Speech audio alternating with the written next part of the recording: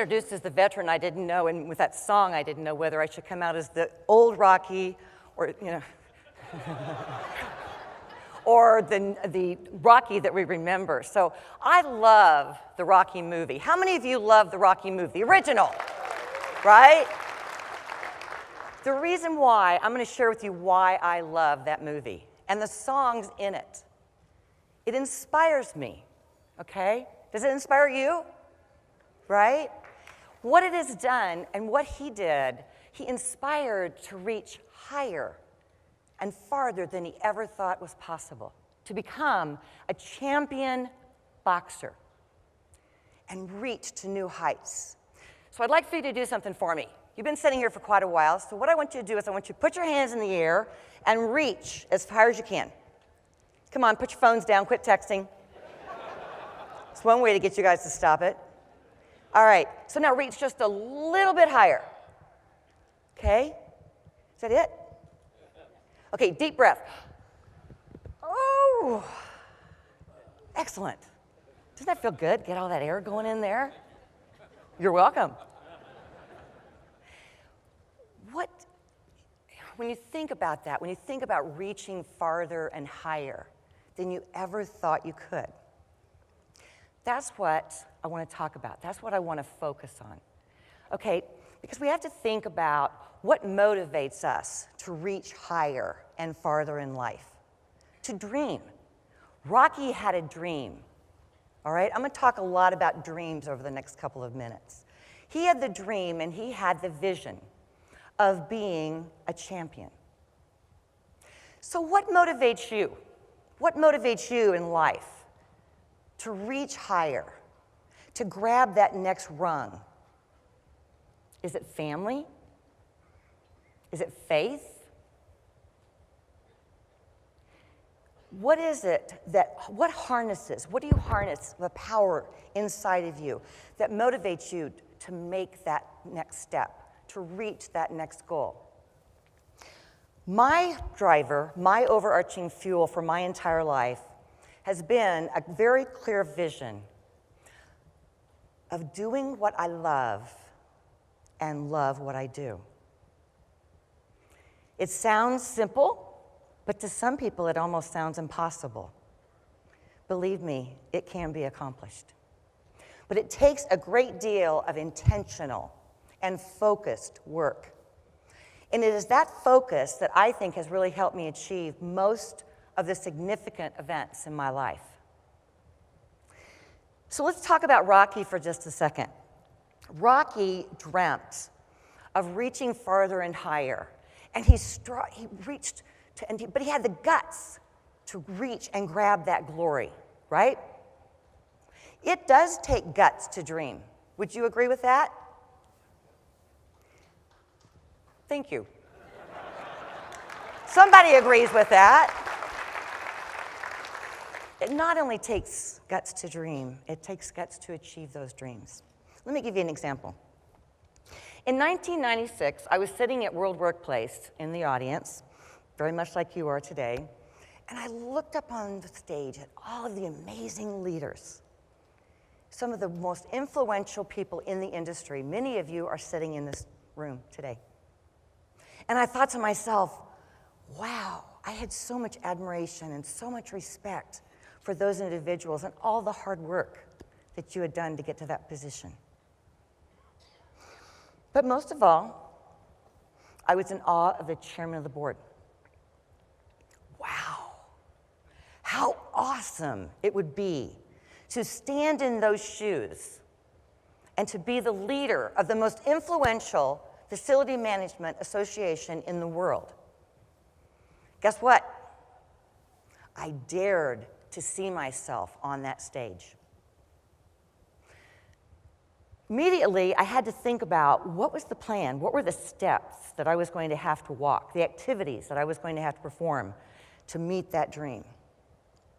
You know, Martin Luther King said, faith is taking that first step without seeing the entire staircase.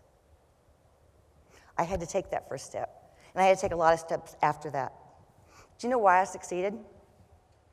I succeeded because I had some amazing enablers in my life. I had an incredible family, the most fantastic husband, wonderful friends, great mentors. You all know who you are. And that's why I succeeded. I had a plan, and I created the steps to achieve that plan, but it never would have been possible without those enablers. So, we can all agree that everyone is motivated by something or someone different, right? Not everybody is touched by the same thing.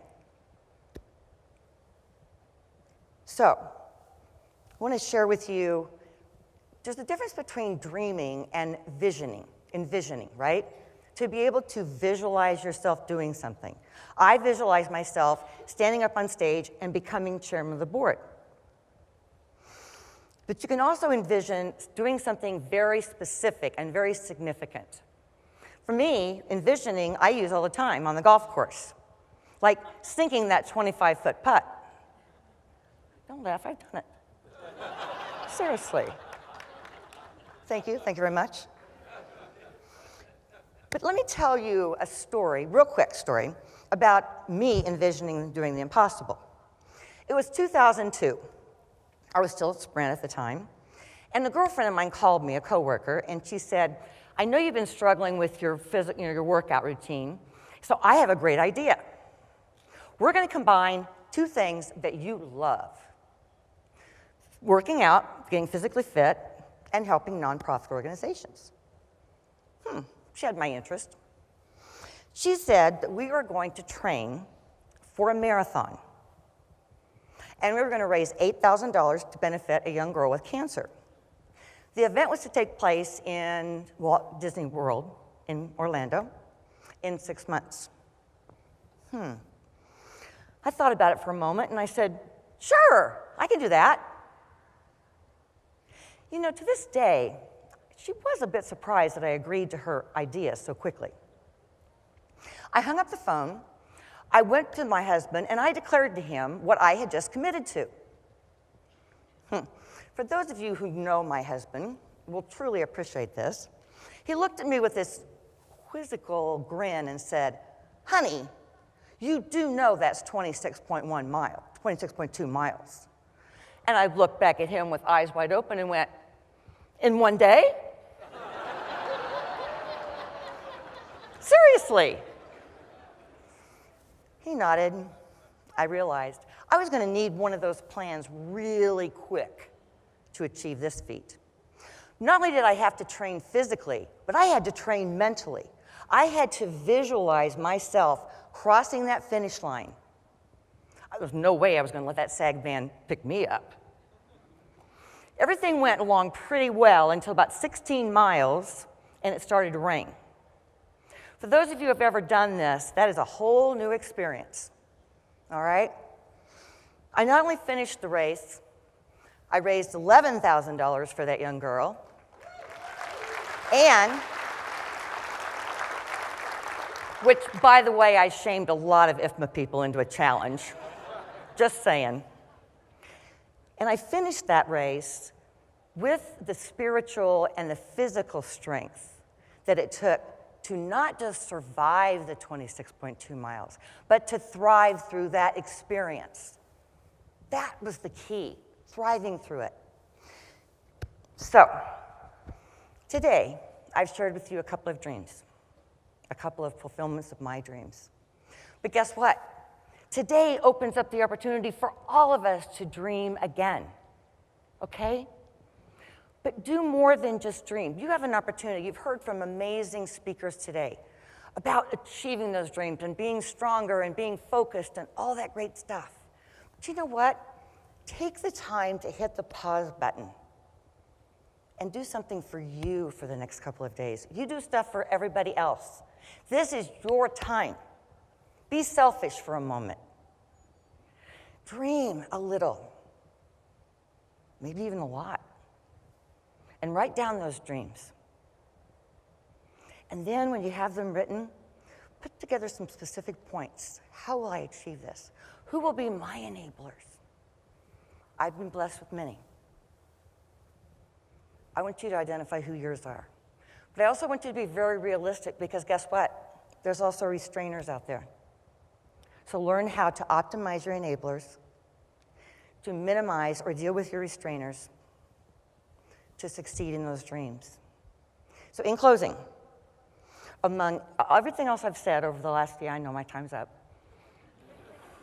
I'm not quite finished yet. What I want you to do is remember one thing. Whether you're planning, whether you're visualizing, whether you're dreaming, or whether you're executing, take the time to keep that clear vision of doing what you love and love what you do.